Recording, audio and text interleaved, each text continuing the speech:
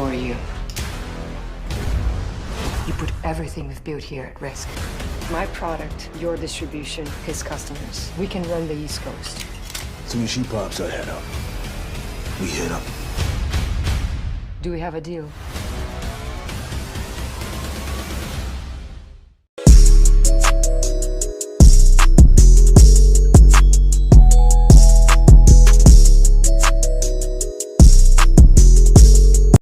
What's up, YouTube? It's your boy, it's your homie, Futuristic Mike, and I'm back with another Queen of the South video if you're new.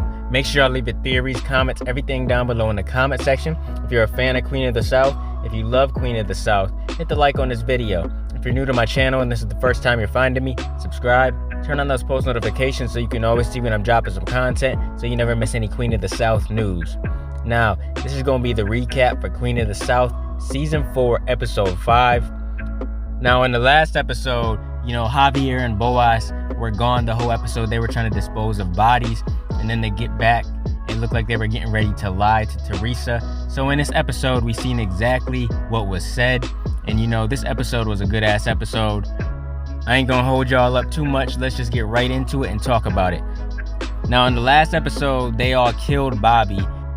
Teresa and her men, Pote, King George, and all them, they were holding on to Marcel Dumas' second in command, who was Bobby, because they thought Dumas had some of their guys and they wanted information. She hadn't wanted to kill anyone. Teresa didn't want it to go that far. Teresa thought Bobby would tell her what she wanted to know, but he instead forced her hand. Bobby tried to escape and he was killed in a struggle for the gun. He died, and it turns out he died for nothing at all. Neither Bobby nor Dumas had anything to do with Javier and Boaz going missing. Javier later showed up with his cousin Boaz. The two men claimed they enjoyed a night out. That's the only thing they said. They didn't say anything else. It was suspicious that they were gone for so long. You couldn't have came up with any other excuse. They also denied any knowledge of what happened with the security and everything like that. And they swore they didn't know why the bathroom had been drenched in bleach. Because, they killed the two men in the bathroom and they had to clean it up. And the bathroom smelled like nothing but bleach. So they tried to say they didn't know why it smelled like bleach, which was complete bullshit. So it was a mystery to them, and Teresa had to accept it. She did, however, warn Javier that if he wanted to act like Boaz, then maybe he should get on the plane back to Mexico. She was not playing games. Teresa had killed an innocent man for no reason. Now she knows for a fact that they're going to be at war, because once Marcel finds out about this, about his second in command guy, he's going to go crazy, man, and he's just going to want to kill them. Teresa and Dumas went at it before, but that was kind of squashed. But now it's going to get right back to the war once Dumas finds out about Bobby. Bobby was like his best friend, man. He was part of his operation. So Dumas is not going to be happy about this. There's no taking back what happened with killing Bobby, and Dumas' retaliation was going to come. I just knew it. I felt like it was going to come at the worst possible moment. Teresa's been talking about going into business with a new partner for quite some time, and she said it would help break into the overseas market. She was supposed to meet another female boss by the name of Oksana, and the meeting had been set up by El Gordo. Now, El Gordo went to great lengths to set up the meeting. He told Teresa that if she didn't make it, that not only will she lose the chance at working with Oksana, but he also said he would be done with her as well, and he wouldn't do business with her anymore. So Teresa had to attend this meeting. She couldn't afford not to, and she couldn't afford to look weak either. Now, Teresa needed to prevent any fallout on her home turf, and so she decided to go to the judge. Judge Lafayette, let's just call him Judge Bitch-Ass Lafayette, controls everything in New Orleans.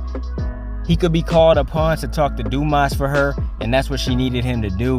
Teresa also reminded the judge that no one makes money during a war, so that pretty much convinced the judge to go and talk to Marcel. If this war were to happen, then New Orleans would bleed out and the judge would lose all of his side hustles, because he has a lot of side hustles going on with Marcel, Teresa, and a lot of other things. He's dirty and he's corrupt. The judge understood where she was coming from, only he didn't want to make things easy on her. The judge is always trying to do things his way and he doesn't want to hear anybody out.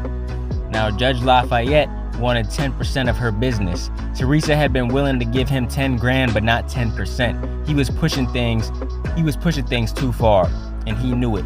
The judge waited until she had been backed into a corner to make unreasonable demands, and when she told him she needed time to think, he decided to backstab her. The judge called up Dumas, and he gave the man one shot at putting Teresa in her place. The judge said that this was a case of an eye for an eye, and he didn't want things to go beyond that. So since Teresa killed one of his, that he could kill one of hers. He also demanded cash because that's just who he is. You know, he asked Dumas for cash. The judge got paid for giving Dumas the one shot at hurting Teresa, and so of course Dumas sent all his guys to hunt her down. Even the women got involved. Jasmine called Dumas and told him she saw Teresa at the club, so Dumas sent his men there. They couldn't kill her out in the open, and so they waited. They waited for Teresa to go to the girls' bathroom, which she did. Teresa waited in the bathroom and noticed something was off from the start. She got the jump on the guys in the stalls and rushed out. So she knew exactly what was going on.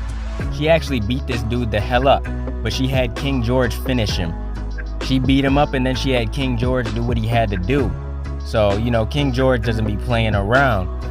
But Dumas's men had been out there and they chased her. Teresa had to run into a closed down building. And to be honest, she probably would have died if King George didn't show up. He saved her life and he got her out of there because, you know, Dumas's men were closing down on her, and I feel like she would have died. So thanks to King George, Teresa is still alive. Now they went back to the bar. Teresa went over everything that happened, and surprisingly, she wasn't the only one thinking of the future. King George was considering his and Teresa's future now that he was sure things couldn't keep going on like before. He admitted that he's felt different since Bilal. You know, that was his right-hand man, if you guys remember, in season 2 and season 3. King George had his right-hand man, Bilal. That was that African guy. And I really liked him too, but thanks to Cortez, Bilal ended up dying because he tortured him and stuff. I think he even cut out his tongue. So yeah, he admitted that he's felt different since Bilal and he didn't feel at place with distribution. King George told Teresa he felt lost, and so Teresa created a new path for him. George was given the money to go find a safe place. Teresa was gonna need an escape route. You know, she was gonna need a way out of this life if the worst happened. And so she told George, you know, he could be excused and he could go to the tropics long enough to clear his head. King George thanked her for that, and he took the opportunity that she provided. He was leaving town for a while and he asked Birdie if she wanted to come, because him and Birdie hooked up a couple episodes ago and it seems like they got chemistry and they really like each other. Only if Birdie would have went, man. Only if she would have went. And unfortunately she couldn't because there were still a few things she wanted to do in New Orleans. So King George left town on his own. Now Teresa was down one loyal man. So, you know, King George was out of the picture for now. And the one other person she could trust like that was Pote. Pote, who wasn't there tonight because he was dealing with Tony again. Tony made the mistake of leaving the house. He grabbed a gun and went looking for Teresa because he somehow thought he was gonna help her, but he didn't know his way around and he was still just a kid. Tony thought he had something to prove and he didn't. His dad may have joined the cartel while he was young, but that didn't end well at all. Tony has to be smarter since his dad got killed when he was so young. He just has to be smarter so the same thing doesn't happen to him. So Pote found Tony in the park and he brought him back to the house. Pote was with Tony when Teresa needed him, and so that made her question if she needed more loyal men. And in my opinion, I think Teresa needs to hire an army of men because it seems like she's always running into trouble and Pote can't be around 24/7 to protect her. She needs to have a lot of different men around 24/7. I mean, she's running this major drug operation in the cartel and everything, so she needs to have so much security. She needs to have all this protection. Teresa even questioned Javier, and he said he was loyal, but now he has to prove it.